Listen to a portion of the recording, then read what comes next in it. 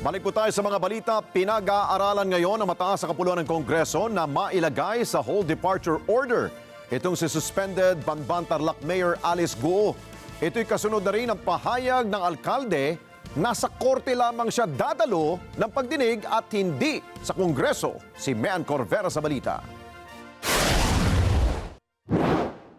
Wala siya sa lugar na mamili kung ano ang pupuntahan at hindi pupuntahan base sa kanyang personal na ideya. Kung nag-issue ng warrant ang Senado, dumaan yan sa proseso. Yan ang sagot ni Senate President Francis Escudero kay suspended Banban Tarlac Mayor Alice Guo matapos sabihing dadalo lang siya sa pagdinig ng korte at hindi sa Senado. Sa kanyang statement sa social media, hinamon ni Guo ang mga mambabatas na nagpapaaresto sa kanya na tutukan na lang daw ang isyu ng kakulangan ng pagkain at problema sa kalusugan ng mga Pilipino sa halip na tugisin siya at gamitin sa politika. Pero sabi ni Escudero, walang karapatan ang sinuman kahit pasigo na diktahan ang mga mambabatas. Naniniwala si Escudero na ngayong tila walang balak na sumuko si Guo, senyalis lang ito na mayroon siyang itinatago.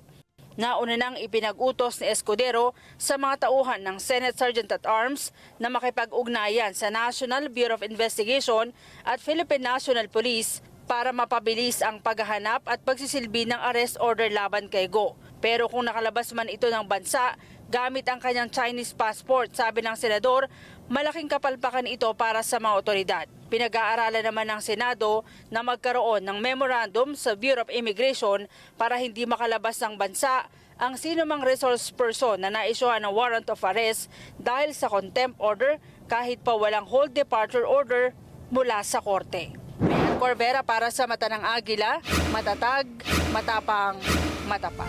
Maraming salamat sa inyo pong pagsubaybay sa Mata ng Agila Primetime.